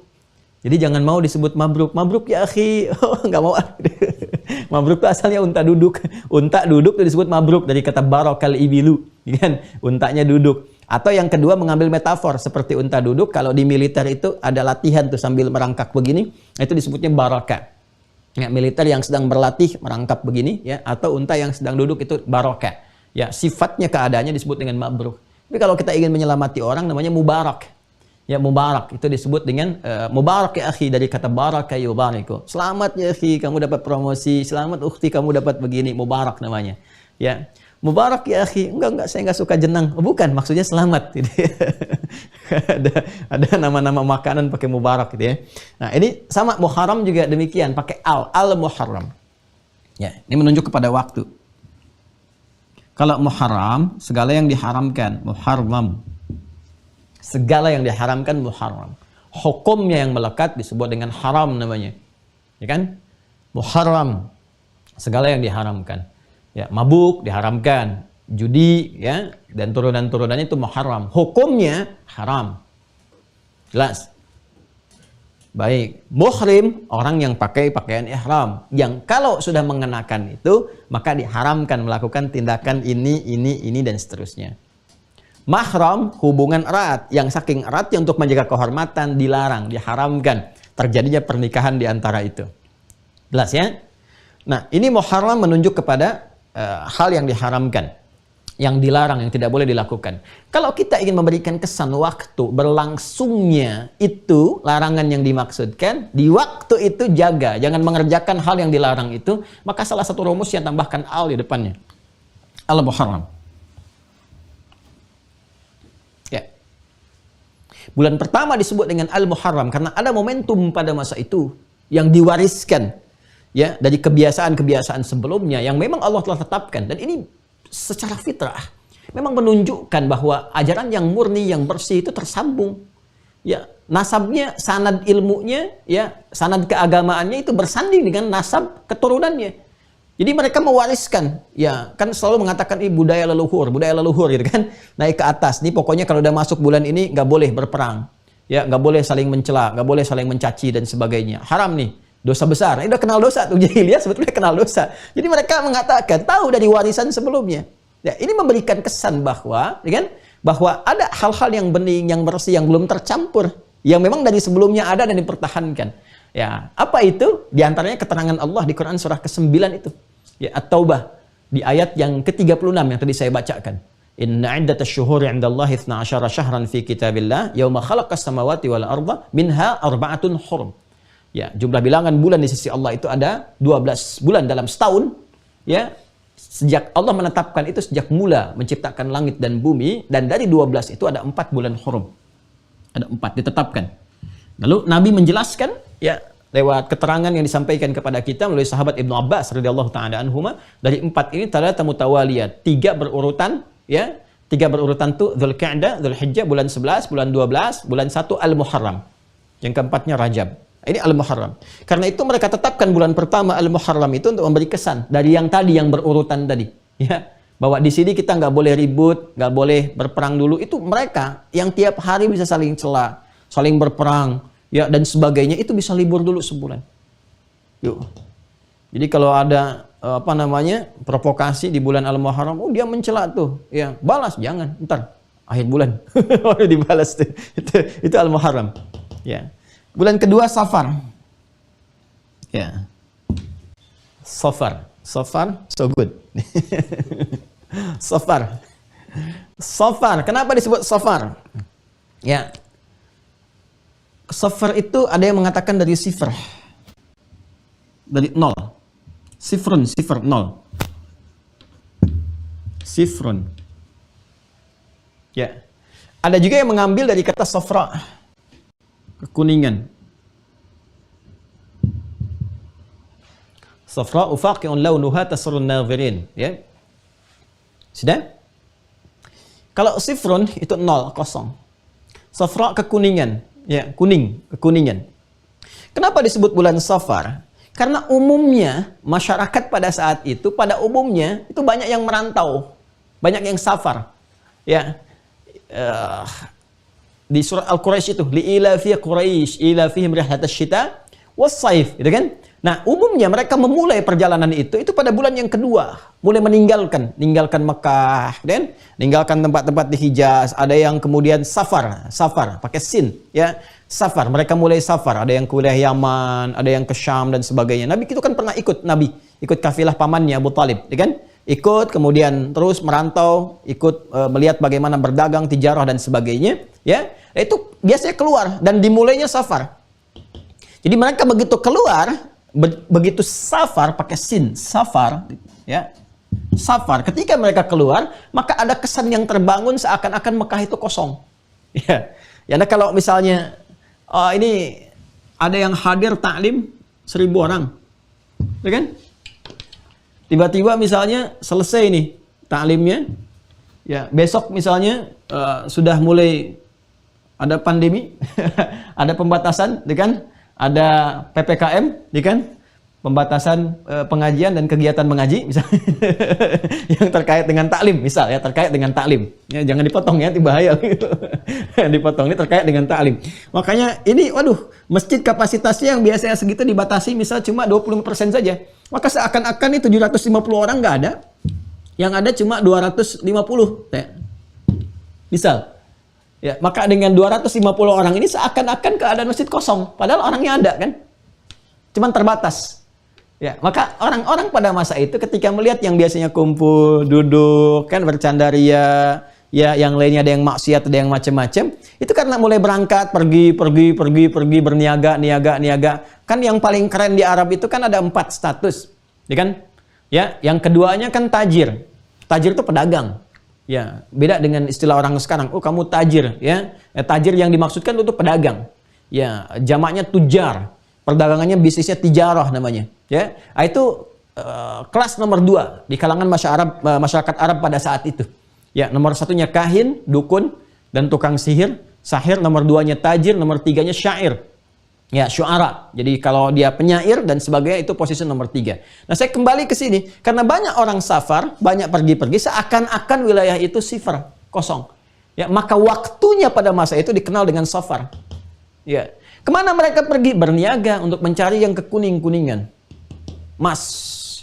Ya, untuk memperbanyak dinar, ya, macam-macam dan seterusnya. Supaya mereka mendapatkan itu semua. Maka tempatnya cenderung kosong. Maka disebut dengan safar. Jelas ya? 3 Rabi' al-Awwal. Rabi' al-Awwal. Awal musim semi. Ya. Musim semi itu tumbuhan mulai muncul. Ya, mulai benihnya, kan? Mulai muncul dedaunan, mulai akan berbunga dan sebagainya. Nah, dalam bahasa Arab itu sesuatu yang muncul terlihat indah dari tumbuh-tumbuhan dan sebagainya, itu disebut rabi' namanya. Ya, jadi ketika muncul itu suasana tumbuhan mulai terlihat, kan? Sedikit-sedikit, terus cuaca mulai agak enak, gitu kan? Nggak terlampau panas, nggak terlampau dingin dan seterusnya. Mereka menyebutnya dengan rabi'. Pembukanya disebut Rabi' al-Awwal. Penutup dari musim itu disebut dengan Rabi'ul Akhir. Jadi bukan Rabi'ul Tsani, tolong diluruskan ya. Rabi'ul Akhir. Bukan Rabi'ul Tsani ya, karena kalau ada Rabi'ul Tsani nanti ada Rabi'ul Tsalits, Rabi'ul Rabi', Rabi'ul Khamis dan seterusnya. Jadi yang dimaksud Rabi'ul Akhir, Rabi'ul Awwal, Rabi'ul Akhir. Hilang musim semi, datang musim kering. Mulai kemarau. Ya, dan mulai berguguran. Ya, tumbuh-tumbuhan mulai berguguran, jatuh dan sebagainya. Baik ya? Mereka sebut dengan Jumada. Ya, Jumada. Bukan dia, bukan Jumadi. Kalau Jumadi orangnya. Jumada. Ya, ini bahasa Arab ya, saya sedang terangkan bahasa Arab bukan bahasa yang lain. Jadi masuk ke sini. Jadi kalau Anda ngelihat kering gitu kan, kemarau tuh wajahnya kemarau tuh nggak ada senyumnya itu Jumadi tuh. Ini bahasa Arab ya, bahasa Arab. Tentu di bahasa lain bisa berbeda. Jumada itu gugur, musim kering. Nah, pembuka perpindahan dari Rabi ke musim gugur ya, sehingga mengesankan ada kemarau, daun-daun gugur dan sebagainya, itu disebut Jumadal Ula. Bukan Jumadal Awal tapi Jumadal Ula. Dan baik, penutupnya Jumadal Akhirah. Jumadal Akhirah. Jumadal Akhirah. Sudah. Bulan ke-7, ini menarik juga nih. Ya. Bulan ke-7 ini mirip dengan ini. Al-Muharram ini. Ya, tapi terjadi kesepakatan di antara kabilah-kabilah itu untuk mengagungkan itu, menghormati. Jadi ada satu konsensus di kalangan masyarakat Arab, sebulan ini kita harus hormati nih. Ya, hormati gitu ya, untuk mengingatkan kembali keagungan yang sudah muncul untuk pengharaman di bulan Al-Muharram, kemudian sebelumnya Dzulhijjah, sebelumnya Dzulqa'dah, dan di Rajab ini diagungkan kembali, diingatkan kembali di pertengahan ini. Ya, baik. Nah, yang kadang-kadang mereka bilang nanggung nih, udah nanti aja gitu kan. Kan nanti bulan ke-11 datang lagi. Jadi yang ini toleransi aja. Ada satu suku yang tetap mempertahankan. Suku itu bilang nggak bisa. Jaga nih. Ya, ini kemuliaan, ini kebaikan. Suku itu disebut dengan suku Mudar namanya. Kabilah Mudar. Ya, karena itu kalau sudah disebutkan bulan yang ke-7 ini selalu dilekatkan dengan nama suku yang dimaksudkan. Itu Rajab. Rajab. Rajab itu dalam bahasa Arab artinya at-ta'zim, sesuatu yang diagungkan. Ya, karena awalnya orang Arab mengagungkan itu, yang dipertahankan ini oleh suku Mudar untuk memberikan kesan bahwa ini bagian dari konsensus kebaikan kita semua yang memang dihormati dari sejak dulu dan harus dipertahankan. Ya, Rajab. Kemudian masuk bulan 8. Nah, ini mulai terasa nih persiapan. Persiapan ke fase bulan ke-9. Karena nanti bulan ke-9 ini ada pengaruh nanti dari penetapan kalender di Babilonia yang memadukan langsung antara unisolar. Unisolar itu bulan dengan mentari. Jadi dipadukan jadi satu. Ya, jadi kan ada yang kalendernya mengacu kepada Masehi saja gitu kan. Masehi, ada yang Masehi itu kan berdasarkan nanti secara singkatnya sih ke mentari gitu ya, patokannya gitu. Nah, kemudian ada yang dia berpatokannya kepada bulan saja. Bulan, bulan, ini matahari. Nah, ini ada yang menggabungkan. Di antara yang menggabungkan itu metodologinya itu nanti dari masyarakat Babilonia pada masa itu. Babilonia.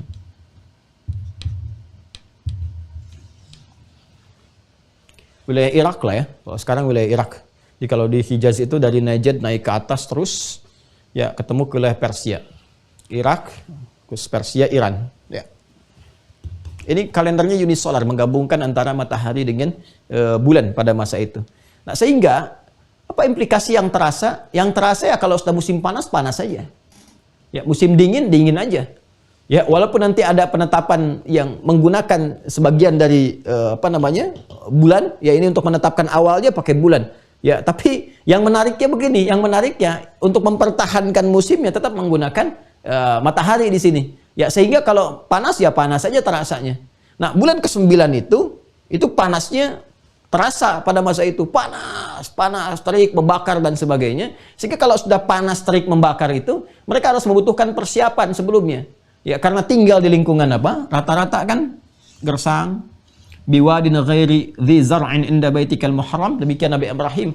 Ya, hal pertama yang diungkapkan ketika beliau tawakal kepada Allah dan meninggalkan Ismail alaihissalam atas perintah Allah di tempat yang diberkahi. Ya, di Makkah itu yang tadinya lembah kan, biwadin ghairi dzi zar'in inda baitikal muharram, dekat rumah Allah yang dimuliakan. Itu kan tandus dan sebagainya. Ya, dan sumber-sumber airnya didapati dari apa? Ya, kadang-kadang dari oase-oase tertentu, atau kadang mereka gali sumur juga untuk mendapatkan sumber-sumber air tertentu. Nah, sedangkan ketika masuk bulan ke-9 yang panasnya membakar, terik luar biasa, ya, di masa mereka pada waktu itu awal-awal untuk menetapkan nama itu, ya, maka mereka menyiapkan di bulan ke-8-nya ya, pengumpulan pasokan-pasokan air. Jadi itu mereka kompak, ya, membentuk komunitas di masyarakat, suku A, suku B, masyarakat A, B, itu bareng-bareng mencari sumber air. Kalau sudah dapat, mereka kumpulkan sebagai persiapan bulan ke-9. Ya, masyarakat yang terpecah, menyebar, terpecah, berkelompok, menyebar, terpecah, itu bahasa Arabnya disebut dengan tasya'ub, tasya'aba ya tasya'abu.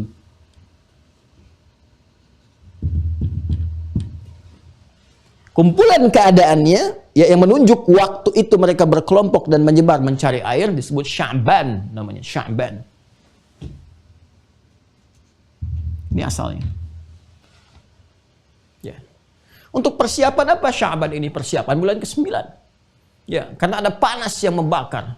Dalam bahasa Arab, ya, sesuatu yang membakar sampai ke kerikil itu terasa panas. Jadi kalau Anda nginjak kerikil, panas luar biasa, panas karena ada serapan panas di situ, ya, dari hasil satu cahaya atau panas yang dipancarkan, saking membakarnya, ya, saking teriknya, itu orang Arab mengatakan Ramadha, atau dia katakan sifatnya Ramdha, begini. Kalau Anda ingin naikkan lagi tingkatnya, levelnya, sampai berbentuk superlatif, tambahkan alif dan nun di ujungnya. Jadi kalau ini dasarnya, ra, mim, dad, begini. Ya. Ada rumus di dalam bahasa Arab, kalau Anda ingin rubah ke bentuk superlatif, menunjukkan sangat, banyak, lebih dari sebelumnya, tambahkan alif dan nun. Ra, ma, da, tambah alif dan nun. Jadi Ramadan. Ya. Syakara, ya kan? Kemudian ghafara, hasuna, ya, ghafara, ghufran, ada alif dan nun di ujungnya. Rahima, rahman, ya, rahmat yang luas, yang banyak, yang sangat dan sebagainya. Ini Ramadan. Kenapa disebut dengan Ramadan? Ingin memberikan kesan di awalnya bahwa pada masa itu terjadi peningkatan suhu panas, terik, membakar. Ya, sehingga saking panas, terik, membakar itu, sumur-sumur itu bisa kering dan seterusnya. Maka perlu persiapan sebelumnya. Di Sya'ban mereka persiapan mencari air. Di Ramadan, ya, mereka sudah mendapati suasana terik, membakar, tapi sudah mencukupi pasokan airnya. Jelas ya? Baik. Kemudian setelah itu teman-teman sekalian, selesai nih Ramadan. Teriknya sudah selesai kan? Nah, mulai masa teduh, peralihan, dan menariknya sudah mulai mendekati momen-momen orang berdatangan untuk menunaikan haji. Ya, menunaikan haji itu kan di bulan yang ke-12 ya, nanti yang disebut Dzulhijjah. Saya dahulukan dulu Dzulhijjahnya. Nah, Dzulhijjah. Ya, orang sudah mau berhaji. Ya, masuk mau ke 9 Dzulhijjah itu sudah mulai berdatangan di awal-awal. Ya, karena kalau sudah masuk momennya mulai padat. Jadi motifnya macam-macam.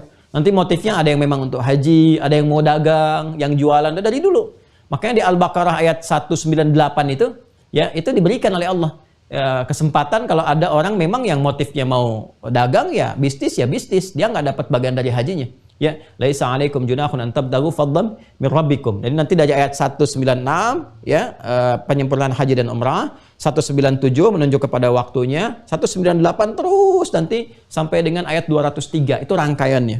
Di antara rangkaian itu Allah menyampaikan, nggak berdosa kalau orang datang ke situ untuk jualan, untuk dagang, nggak ada masalah. Silahkan gitu kan, tapi dia nggak dapat keutamaan dari haji.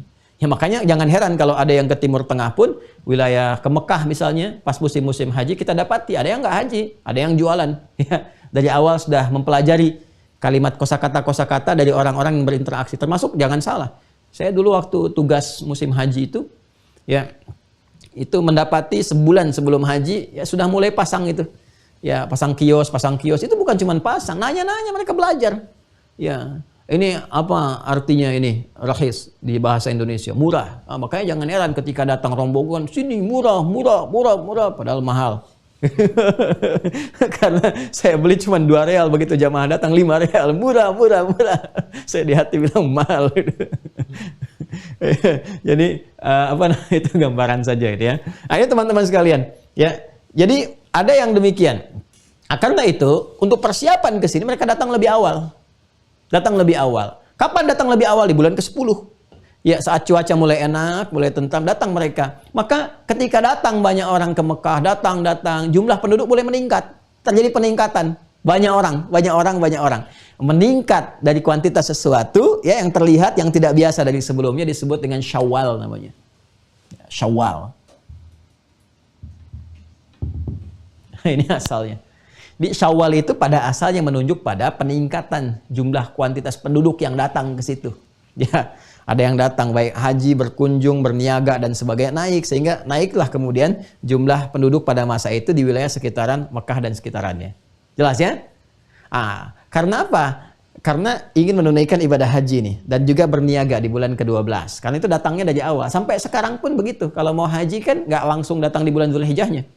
Terbayang kalau semua negara datang pas saat Dzulhijjah, ada kemacetan ya di bandara, di jalan-jalan, traffic di pesawat terbangnya dan seterusnya. Makanya dimulainya itu beberapa bulan sebelumnya. Dari sejak Syawal. Itu yang dimaksudkan di Al-Baqarah ayat 197.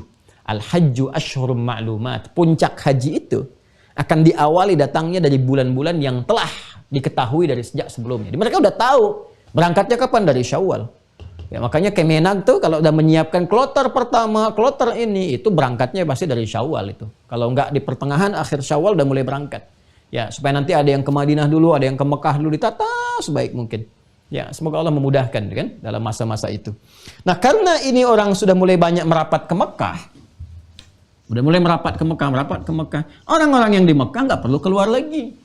Karena yang biasa ini ke Yaman, yang Yaman datang. Yang biasa ke Syam, yang Syam datang. Akhirnya mereka memilih duduk-duduk santai. Duduk santai, nunggu orang datang. Ya. Ada yang minum kopi, ya. Ada yang minum teh, macam-macam. Duduk-duduk santai dalam bahasa Arab disebut Dzulqi'dah. Bukan Qa'dah, bukan Kaidah, ya, bukan Kangidah. Jadi bukan Dzulqa'dah, bukan Dzulqaidah, bukan Dzulkangidah. Tapi Dzulqi'dah. Dzulqi'dah.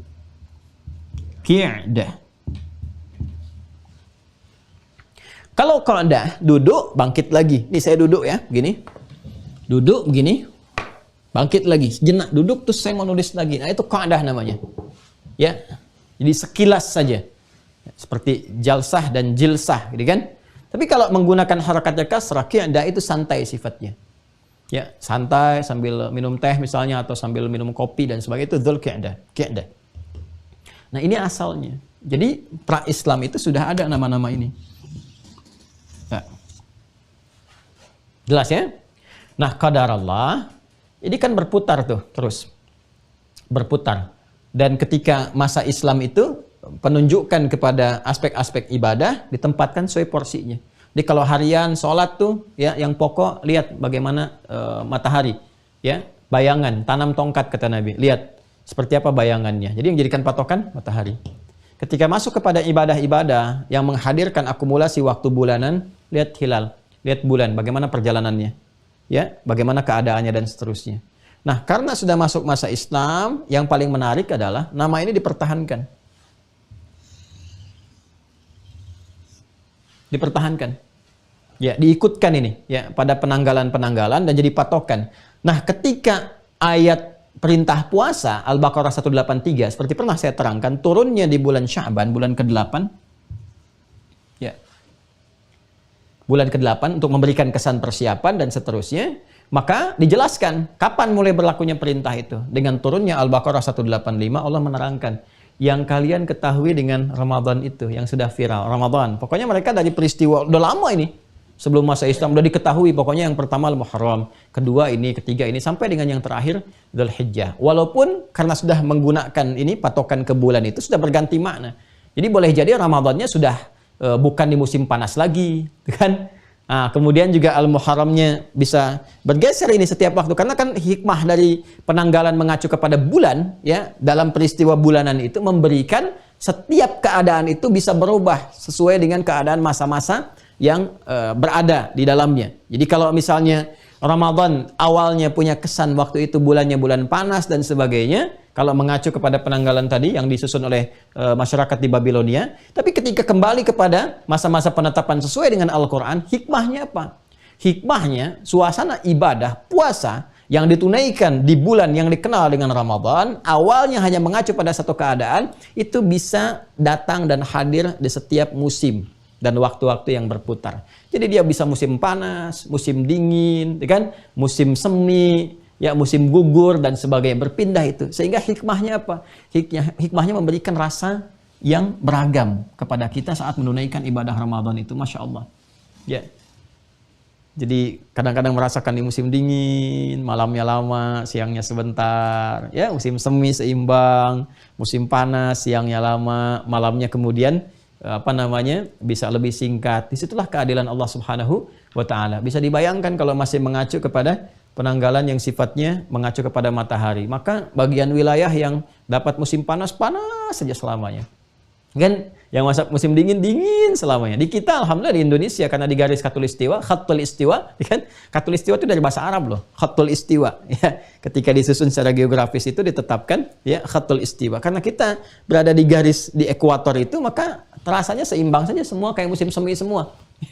Ya, jadi nggak ada terlalu panas berlebihan, nggak ada terlalu dingin berlebihan dan seterusnya. Tapi di tempat-tempat lain ada yang dingin ya dingin luar biasa, panas ya panas. Hikmah Allah menjadikan Ramadan berdasarkan pada penanggalan Hijriyah itu ya acuannya kepada nanti bulan untuk penetapan bulan-bulan, perubahan fase hilal untuk memberikan hikmah bahwa terjadi pergantian rasa di setiap suasana sehingga ibadah terasa menyenangkan dan nyaman.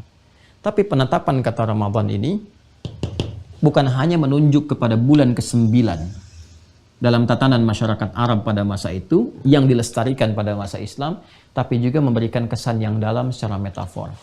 Nah, ini yang akan mengantarkan kita pada ujung pembahasan di kesempatan pagi kali ini. Perhatikan baik-baik. Ini yang mahal. Karena kalau kita hanya membahas tentang urutan tanggal di bulan, selesai. Apa Ramadan? Bulan ke-9, selesai. Atau kita bahas sejarahnya, tuntas. Tapi harus sampai ke metafornya, sehingga kita mendapatkan hikmah kenapa Islam pertahankan.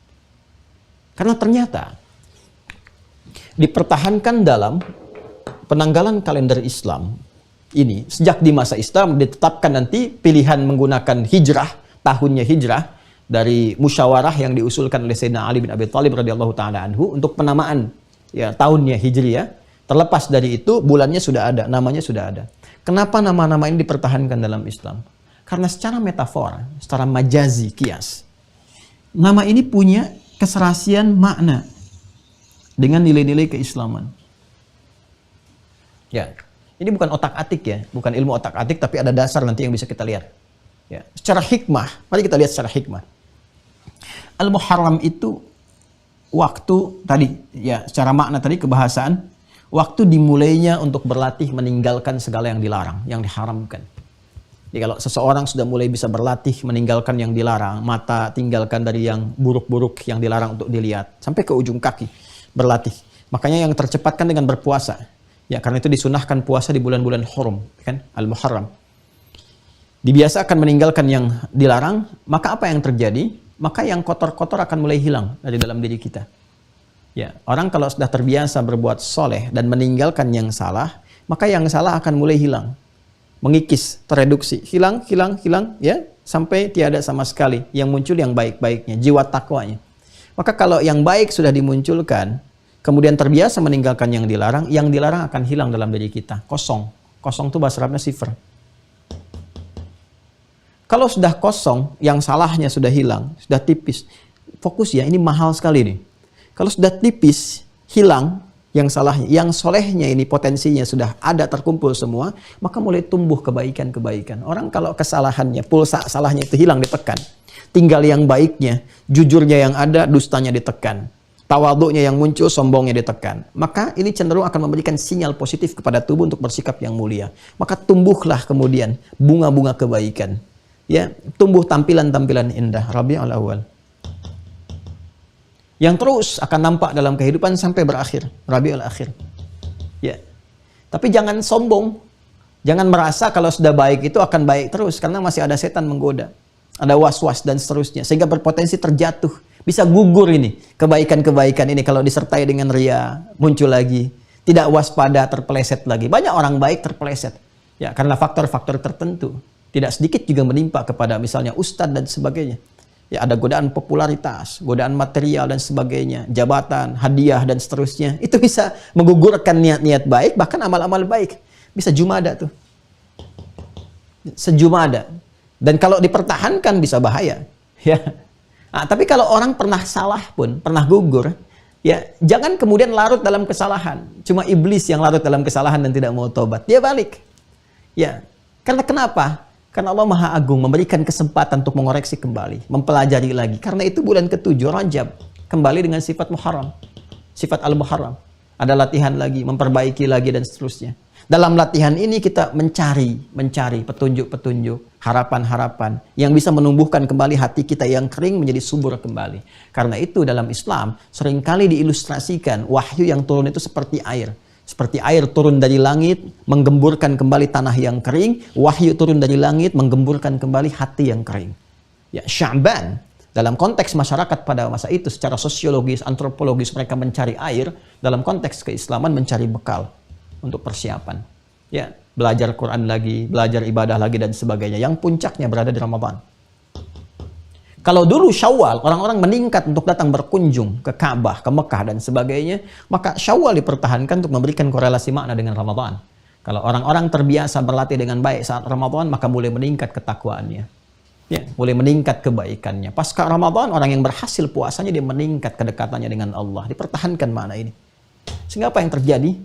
Ya, dia tinggal menikmati itu, duduk-duduk santai, sampai datang maut menjemput dengan panggilan yang indah, ya ayat Tuhan nafsul mutmainnah. Dan puncaknya dia mendekat kepada Allah, ya bertakarrub. Kan takarrub yang paling utama itu ketika diakumulasikan dalam haji. Di Arafah dia kenal dirinya, dia kenal penciptanya, dia memperbaiki diri sampai muncul puncak kesempurnaan yang disebut dengan birrun, melekat jadi mabrurun. Wal hajjul mabrur laisa lahul jazaa illal jannah. Kalau orang sudah terbiasa meningkatkan kebaikan, konsisten sampai pulang dalam keadaan yang santai, yang enak, maka laisa lahul jazaa illal jannah. Itu gambaran metafornya. Ya, itu saya bahas pendekatan hikmah. Jadi kalau dilihat hikmah dari sudut pandang fikih, ya nggak akan nyambung. Ya, jadi ada pendekatan kebahasaan, di bahasa juga ada makna, ada sudut pandang fikih, semua ada cabang ilmunya tersendiri. Jadi membahas satu ilmu harus dengan perangkatnya. Jangan sampai kita bahas pendekatan misalnya fikih dengan menggunakan pendekatan hikmah. Ya, itu rata-rata tidak akan tersambung. Ya, dengan cepat, kecuali ada lompatan-lompatan tertentu yang bisa memahamkan itu semua. Nah, ini yang mau saya katakan. Ya, karena itulah bulan ke-9 Ramadan, kenapa disebut dengan Ramadan, dipertahankan? Ya, bukan sekedar maknanya membakar ya, terik dan sebagainya. Karena saat berlatih di bulan Ramadan ini, kalau benar latihannya, ya, maka Allah berikan anugerah, sinar darinya, nur, ya, sinar darinya yang saking terangnya sinar itu bisa membakar, saking teriknya bisa membakar dosa-dosa yang pernah dikumpulkan sehingga gugur itu dalam kehidupan kita. Inilah makna Ramadan ketika dipertahankan, diperkenalkan kepada kita, bukan hanya menunjuk waktu bulan ke-9 kita puasa. Tapi ada makna di balik kata ini, sesuatu yang membakar, yang terik, yang panas. Kata para ulama, makna majazi dari kata Ramadan ini memberikan kesan kalau benar Anda puasanya, serius puasanya, maka Allah turunkan cahaya yang panas, yang terik untuk membakar dosa-dosa yang pernah dikerjakan selama berkehidupan. Itu yang dimaksud dalam Sahih Al-Bukhari. Ya. Kalau di Kitabul Iman nomor hadis yang ke-38. Ya, ketika Nabi menyampaikan man shama ramadhana imanan wahtisaban ghufira lahu ma taqaddama min dzambih. Siapapun, laki-laki, perempuan, tua, muda, besar, kecil, sepanjang memenuhi prasyarat dengan syarat-syarat terkait dengan penunaian Ramadan, dia menunaikan puasa Ramadan dengan keimanan, keyakinan yang kuat, wahtisaban, dan kesungguhan, keseriusan untuk beramal, sungguh-sungguh serius dikerjakan karena Allah, maka dia berpotensi mendapatkan anugerah ghufira lahu ma taqaddama min dzambih. Di hari dia berpuasa itu, kalau benar amalnya, ya kan, serius, ya, maka apa yang terjadi? Benar amalnya, sungguh-sungguh dilakukan karena Allah, maka semua yang terkait dengan dosa-dosanya, itu segala yang terkait dengan dosa-dosanya berpotensi ghufira lahu, berpotensi diampuni oleh Allah Subhanahu wa taala. Datang cahaya Allah menggugurkan, membakar semua dosa-dosa yang pernah dikerjakan. Gitu. Itulah yang disebut dengan Ramadan. Jadi apa artinya Ramadan? Ramadan adalah waktu memulai ibadah puasa. Ramadan bulan ke-9 dalam urutan bulan-bulan Hijriah. Ramadan yang dulunya menghadirkan kesan membakar, panas, terik, maka kini membawa kesan bahwa siapapun yang serius, sungguh-sungguh mengerjakan puasa, berpotensi mendapatkan ampunan dari Allah yang membakar semua dosa-dosa dengan terik panas yang dibawa itu. Ya, walaupun memang saat Ramadan seperti kita merasakan terik, panas, ada kehausan, ada lapar dan sebagainya, tapi itu proses yang memberikan gambaran metafor diserap dalam dunia spiritual dan menghasilkan anugerah pahala ampunan dosa terindah yang mampu untuk dimiliki. Nah, tinggal pertanyaannya, bagaimana cara puasa yang berRamadan itu? Gitu kan? Bagaimana cara puasa yang benar itu yang bisa menggugurkan dosa, melahirkan pahala dan sebagainya. Tinggal kita masuk pada turunan. Bagaimana pedoman puasanya, apa syarat-syaratnya, apa ketentuannya, apakah orang dulu pernah mengerjakannya, siapa orang dulu yang pernah diberikan tawaran untuk mengerjakan itu semua. Nah, itu bahasanya di pertemuan yang akan datang. Insya Allah. Ya, jadi ini dulu yang kita bahas di pertemuan saat ini. Ya, seperti biasa. Ya, awal-awal kita membahas dan ujungnya baru kita paham kemana arah pembahasan ini. Itu tidak ada masalah. Jadi insya Allah kita belajar pelan-pelan. Jadi nanti Anda juga bisa menyusun, bikin bagan, ya, puzzle-nya dan seterusnya, sehingga bisa lebih memahami apa yang diulas. Insya Allah apa yang kita terangkan akan mengiringi perjalanan ibadah kita. Bila Allah menghendaki sesuai ajal yang telah ditetapkan sampai ke bulan Ramadan, alhamdulillah, semoga sampai kita ke tujuan dengan baik. Tapi saya penting ingatkan juga teman-teman, menutup kajian kita di kesempatan pagi kali ini, bahwa biasanya masuk Rajab dengan Sya'ban itu ada aja orang baik yang berpulang. Sesuai ajal. Yang ajalnya memang berada di situ, ditetapkan, Allah sudah tetapkan jauh sebelumnya. Ya, tapi ada kesan yang muncul kepada kita. Saya seringkali mengatakan di beberapa kesempatan bahwa seringkali kita dapati orang baik berpulang di bulan Rajab atau Sya'ban untuk memberikan kesan bahwa boleh jadi menurut Allah orang ini sudah baik. Ya, kemuliaannya sudah banyak, dosanya sudah tertutupi dengan pahala-pahalanya, sehingga sesuai ajal dia tidak mendapati Ramadan karena sudah cukup kebaikannya. Ya, barangkali kita masih membutuhkan Ramadan itu. Ya, kita masih membutuhkan ampunan-ampunan itu, karunia itu. Jadi, ya dipersiapkan dari saat ini. Kalau Allah sudah memberikan Ramadan yang ke-40, yang ke-50, yang ke-60 dalam kehidupan, dan belum mampu kita manfaatkan juga, berapa Ramadan lagi yang dibutuhkan untuk menggugurkan dosa-dosa yang dimiliki. Sedangkan kita pribadi saat ditanya merasakan bahwa kita masih punya dosa. Ya, jadi kalau sadar masih punya dosa, bersiap dengan baik, persiapkan sehingga saat masuk Ramadan, insya Allah Allah berkenan mengampuni dan menggugurkan dosa-dosa yang dihadirkan dalam berkehidupan. Saya kira itu yang disampaikan. Apa yang kita bahas telah saya uraikan juga ya, umumnya di buku di sini Anda bisa lihat nanti ya. Dan bagi yang bertanya, insya Allah hari ini kita informasikan kepada percetakan untuk dicetak kembali dan menyiapkan juga nanti juga dengan buku catatan sehingga bisa dipadukan dan memberi kesempatan bagi yang ingin masuk ke Mira kembali. Nanti kita insya Allah akan perbanyak. Kami kabarkan berapa lama kira-kira bisa dicetak, nanti dihadirkan sebelum Ramadan tiba, mungkin akhir bulan ini bisa selesai sehingga ada masa sebulan untuk ke Ramadan untuk menambah menguatkan apa yang kita kaji. Itu yang bisa kita bahas di kesempatan kali ini. Terima kasih telah bergabung dengan pertemuan kita di hari ini. Semoga Allah berkahi dan juga saya infokan sebagai penguat dari yang kemarin, kita akan mencoba untuk memulai ya, mohon doanya dari teman-teman untuk proses pesantren Mira dan mudah-mudahan bisa berjalan sesuai dengan rencana. Masih terbuka, saya belum ambil video untuk terbuka, baru disampaikan sekilas-sekilas saja. Ya, untuk teman-teman berwakaf dipersilahkan. Sekali lagi saya tidak meminta donasi. Ya, saya tidak meminta donasi, saya hanya memberi peluang bagi Anda kalau mau ngambil bagian ibadah. Karena kalau sudah selesai, saya tipikalnya begitu. Saya nggak pernah minta silahkan infak, tidak, saya nggak pernah minta begitu. Biasanya kalau ada yang kita bisa tutupi, saya selesaikan sendiri. Tapi kalau misalnya ada, dengan izin Allah, kalau ada yang bisa dibagi, kita sampaikan. Nanti kalau sudah selesai itu ya sudah, kita tutup. Udah ya, nanti silahkan yang lain saja bisa diarahkan untuk dibantu dan sebagainya. Ini masih ada peluang. Ya, ada yang sudah mengambil untuk masjid, ada yang sudah mengambil untuk air. Ya, ada juga yang bergerak ke asrama, ada juga yang bersama-sama ya berhimpun. Kita tidak akan pernah melihat kepada berapa yang dikeluarkan. Ya, tapi yang dilihat adalah bagaimana Allah menilai keikhlasan kita. Ada saham yang mungkin bisa disimpan di situ untuk membawa kita kepada suasana ringan dalam hisab. Wallahu a'lam dengan keadaan itu, tapi kita bisa berikhtiar sepanjang berkehidupan sehingga tidak mengatakan saat dikuburkan fa asaddaqa wa aku minas salihin. Ya Allah, berikan kesempatan untuk balik ke dunia supaya aku bisa memperbanyak amal kebaikan, memanfaatkan waktu yang sedikit yang Kau berikan. Semoga Allah muliakan kita, memberikan kedamaian pada jiwa kita, menenangkan kehidupan kita, membahagiakan kita dunia dan akhirat, dan meridai apa yang telah dikerjakan sampai kehidupan berakhir. Allahumma taqabbal minna innaka antas sami'ul alim wa tub alaina innaka antat tawwabur rahim.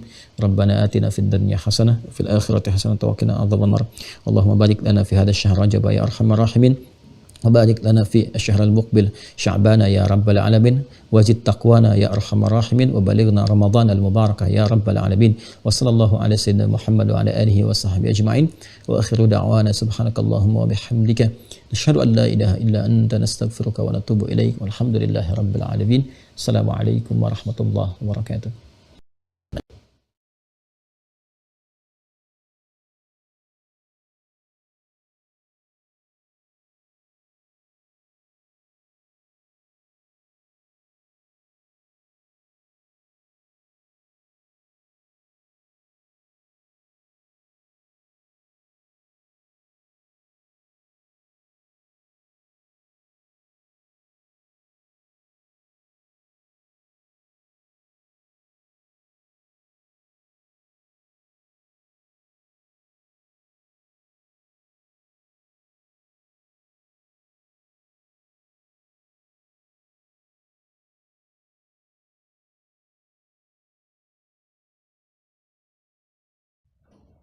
Alhamdulillahirrabbilalamin. Jazakumullahu khairan kasiran kepada guru kita semua, Ustadz Dr. Adi Hidayat LSMA. Mari kita bermohon kepada Allah Subhanahu wa taala di setiap doa kita, di setiap sujud kita. Semoga Allah senantiasa mengampuni dosa dan kesalahan beliau beserta keluarga, memberikan kesehatan dan juga umur yang panjang dalam ketaatan, juga memudahkan segala urusannya, baik urusan dunia maupun urusan akhiratnya. Amin. Dan tidak lupa kita bermohon kepada Allah Subhanahu wa taala, semoga apa yang disampaikan pada pertemuan subuh kali ini menjadi ilmu yang bermanfaat dan Allah mudahkan kita untuk bisa memahami dan juga mengamalkannya dalam kehidupan kita sehari-hari. Amin. Kembali kami mengingatkan bagi teman-teman yang masih tergabung, yang sudah terdaftar dan sudah memiliki perangkat belajar Mira Institute, untuk bisa mengaktifkan akunnya, silahkan dicek kembali email teman-teman sekalian di folder inbox. Silahkan dicek username dan juga passwordnya. Jika belum ditemukan, teman-teman bisa merujuk di folder spam ataupun folder junk pada email teman-teman sekalian, agar teman-teman bisa mengaktifkan akunnya. Setelah teman-teman menemukan username dan juga passwordnya, silahkan login di website resmi Mira Institute, di mira.quantumakhir.com. Tekan tombol login, silahkan gunakan username-nya berupa email dan juga passwordnya berupa nomor telepon yang sudah teman-teman daftarkan sebelumnya. Nah, setelah teman-teman masuk ke dalamnya, silahkan update foto profil teman-teman sekalian, alamat, tanggal lahir, dan sebagainya agar data teman-teman bisa terbaca oleh sistem kami. Dan teman-teman bisa menikmati setiap fitur-fitur yang sudah disajikan di website resmi Mira Institute, seperti mendownload materi ataupun kitab-kitab rujukan yang sudah di-scan oleh tim admin.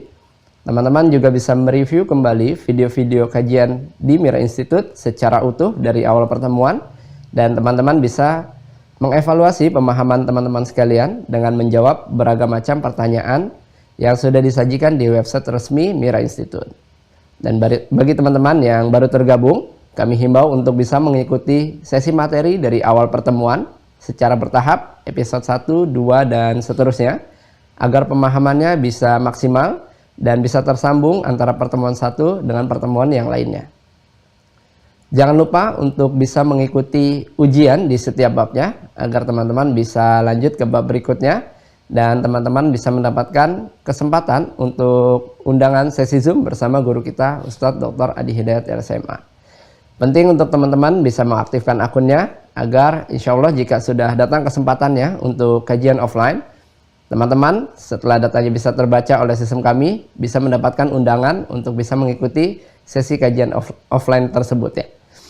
Untuk itu bagi teman-teman yang masih menunggu untuk terdaftar atau tergabung menjadi mahasantri di Mira Institute, teman-teman juga bisa mengambil manfaat dari pembelajaran Mira dengan cara mensubscribe YouTube channelnya Mira Institute ya. Silahkan sesuaikan logonya seperti yang ada pada bagian kiri atas layar teman-teman sekalian. Jangan sampai salah. Dan bagi teman-teman yang ingin mengetahui video-video terbaru dari guru kita, teman-teman bisa mensubscribe YouTube channelnya Adi Hidayat Official. Jangan lupa untuk tekan tombol loncengnya agar teman-teman bisa notifikasi terbarunya masuk ke perangkat teman-teman sekalian. Ya. Dan bagi yang ingin bertanya seputar kegiatan di Mira Institute, teman-teman bisa menghubungi admin Mira Institute di nomor yang sudah tertera pada layar teman-teman sekalian. Bisa di save ataupun di screenshot nomornya. Dan bagi yang ingin mengambil kesempatan atau berwakaf untuk pembangunan pesantren Mira Institute, teman-teman bisa menyalurkannya melalui rekening Bank Syariah Indonesia atas nama Yayasan Mahat Islam Rafi Akhyar dengan kode bank 451 dan nomor rekening 11144444142 seperti yang sudah tertera pada layar teman-teman sekalian. Baik, ini saja yang bisa kami sampaikan. Saya Fadil, mewakili tim Mira yang bertugas. Jika ada hal yang kurang berkenan, kami mohon maaf. Terima kasih atas perhatiannya. Assalamualaikum warahmatullahi wabarakatuh.